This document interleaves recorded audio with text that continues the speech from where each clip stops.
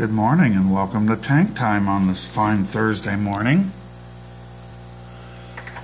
This morning I'd like to introduce you to a new fish. Wow, if I can find him. He's in the weeds. There he is. Streaking on through. That is the golden desert goby. I have a pair of them. They're still finding their way around the tank. I was hiding in the corner. They both were for the majority of the first 2 days that I got him. And now it seems like he's bursting forth and looking for territory. Female has found her way to the Flintstone Cave. There's all kinds of little compartments in there. And she obviously doesn't mind sharing a triplex with a bunch of clown loaches. There he is, top of the Flintstone Cave. Say hi, little guy. Kind of a sad story how they got here.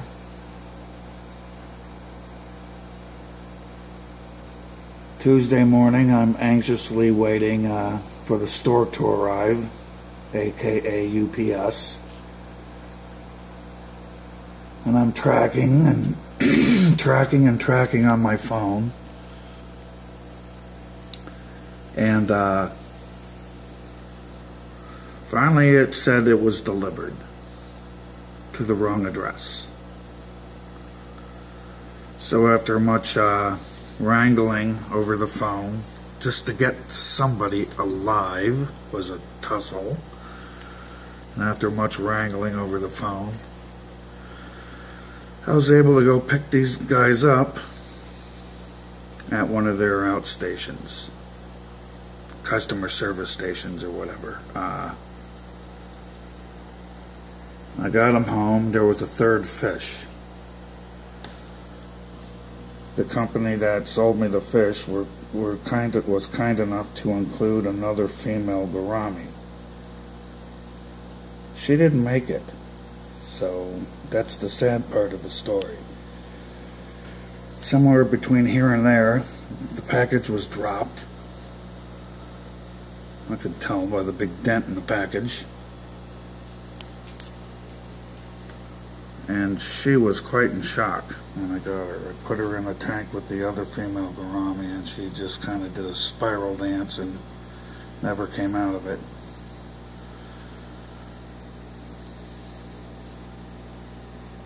So, she was a nice gesture, but it didn't work out. But these guys, they're fine. He's active. He likes to dance.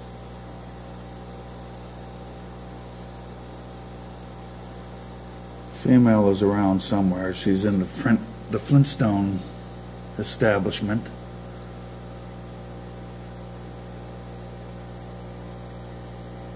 Yeah, this is my new little guy. I'm getting into the Gobies now.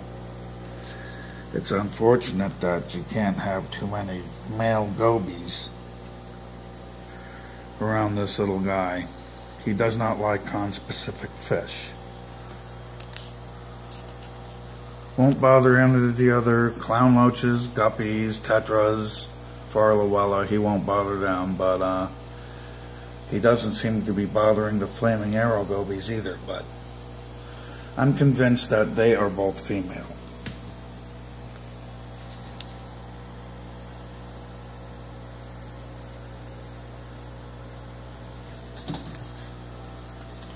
Now we got a clown loach and a pandagara.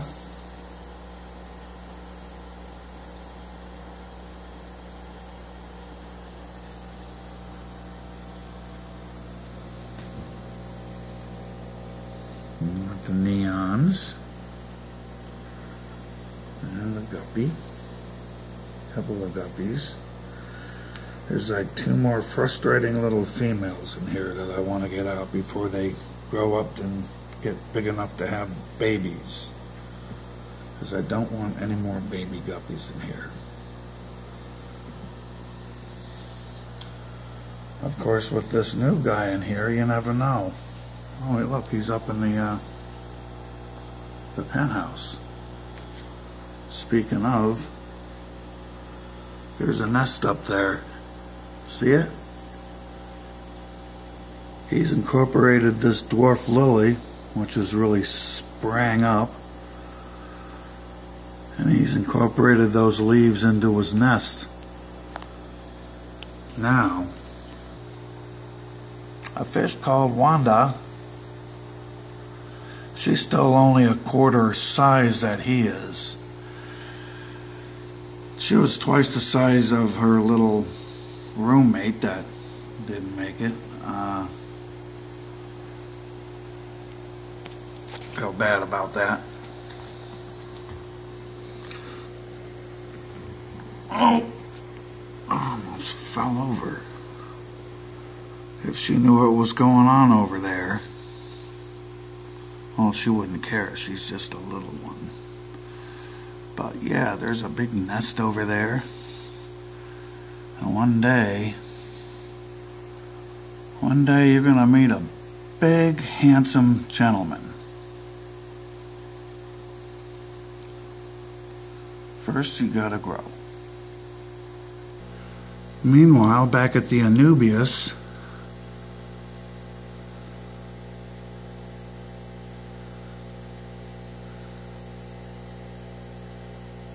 doing his little disco dance.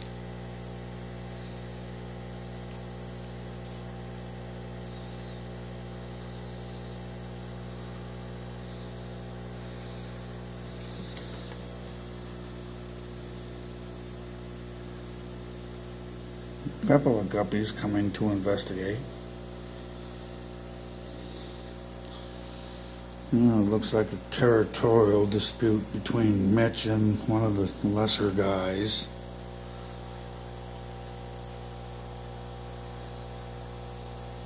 Maybe I should just get all the guppies out. They're pesky.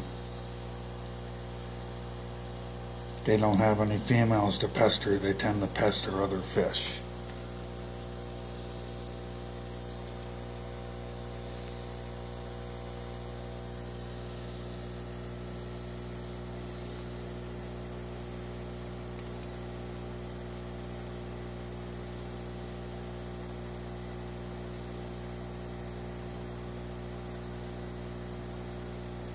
Yeah, he's definitely out of his shell.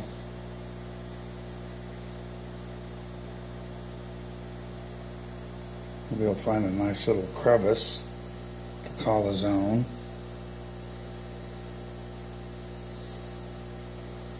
I want to get some more of those gun barrel pipes like this that the gudgeon gobies are in. Those terracotta pipes. I have a gudgeon goby in there. I have my fingers crossed. But he hasn't come out of there except to eat.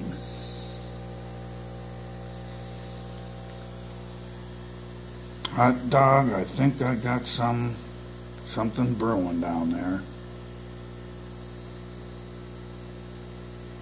I just hope I don't get loached again.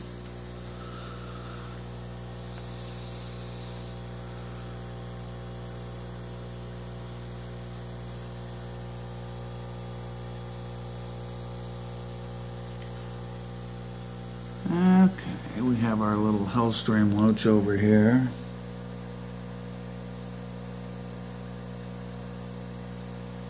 Flaming arrow goby.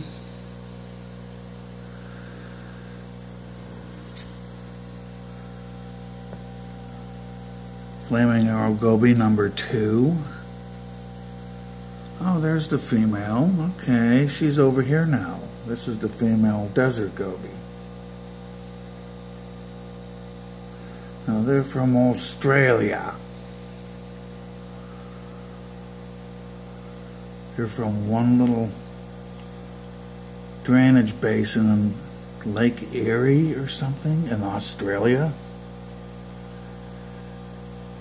And the lake itself is too salty to support fish, but the surrounding springs, that's where these guys live, and they can withstand quite a variation in temperature, pH, water parameters, you name it. Oxygen content, if it gets too dire, they can just go to the surface and get something called a buccal bubble, where they hold a bubble of air against the roof of their mouth, and that supplies them with enough oxygen to get them through until the next gulp. I believe this is what mudskippers do. Mudskippers are actually gobies. Look at the colors in her. She's very sandy looking.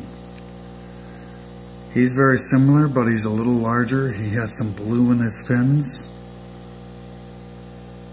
and a lot of yellow, especially around his little bulldog jaw. I just love gobies. There he is. You can see the blue in his fins.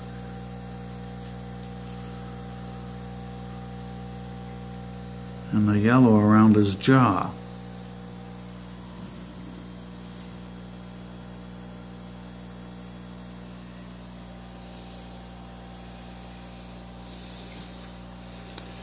He's a good eater too.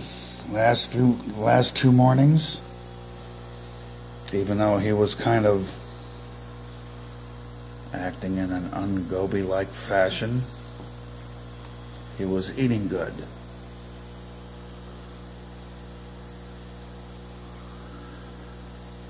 I would expect a Goby to just go straight for a territory.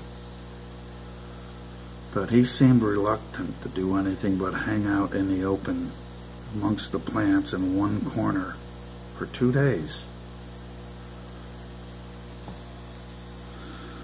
Ah, well, if I'd have been through an experience like that, I'd have jet lag too. Phew, lordy. Truck lag. I think it wasn't the stork that delivered these guys, it was the Samsonite gorilla.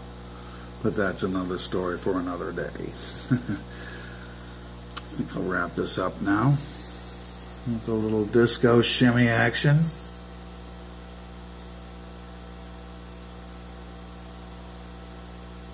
Love gobies. Till next time, see you then.